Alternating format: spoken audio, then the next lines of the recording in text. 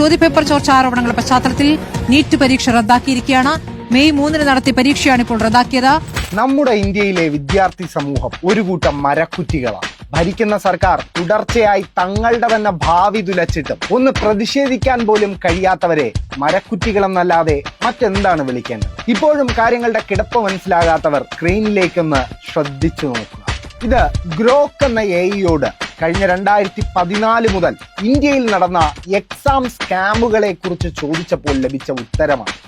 NEET SSC മുതൽ CBSEയുടെ 10ാം class പരീക്ഷയിൽ പോലും തട്ടിപ്പും ക്രമക്കേടും ചോദ്യപേപ്പർ ചോർച്ചയും പതിവായിട്ട് വർഷങ്ങൾ കുറേയായി എന്ന് ഇത് കാണുന്ന നിങ്ങൾക്ക് തന്നെ മനസ്സിലാകുന്നില്ല.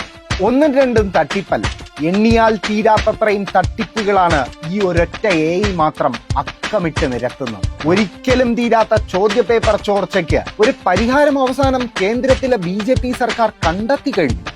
ഇപ്പോൾ വരുന്ന വാർത്ത, നീറ്റ് പുനഃപരീക്ഷയുടെ ചോദ്യപേപ്പറുകൾ സുരക്ഷിതമായി എത്തിക്കാൻ പ്രതിരോധ സേനകളുടെ സഹായം തേടി വിദ്യാഭ്യാസ മന്ത്രാലയം. വ്യോമസേനയുടെ ട്രാൻസ്പോർട്ട് വിമാനങ്ങൾ ഉപയോഗിച്ച് ചോദ്യപേപ്പറുകൾ അതത് സംസ്ഥാനങ്ങളിൽ എത്തിക്കാനാണ് പദ്ധതി.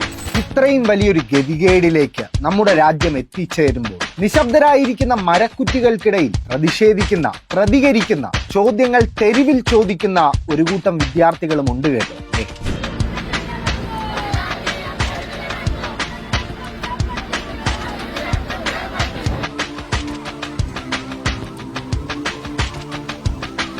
ഡൽഹി മുതൽ കേരളം വരെയുള്ള SFI പ്രവർത്തകർ സമരത്തിലാണ്. അവർ കേന്ദ്രത്തിലെ സംഘപരിവാർ സർക്കാരിനെതിരെ വിദ്യാഭ്യാസ മേഖലയിലെ പ്രശ്നങ്ങൾ ഉയർത്തിക്കാട്ടി സമരം ചെയ്ത് പോലീസിന്റെ തല്ലുകൊള്ളുമ്പോൾ ഭരണം മാറുന്നതിന് മുമ്പ് സ്ഥിരമായി സമരം നടത്തിയിരുന്ന നീലപ്പച്ച കാവിക്കൊടികൾ എവിടെയെന്ന് ചോദിക്കുന്നില്ല. കാരണം ഭരണം ലഭിക്കുമ്പോൾ അവസാനിക്കുന്ന സമരചരിത്രമാണല്ലോ എന്നും അവരുടെ.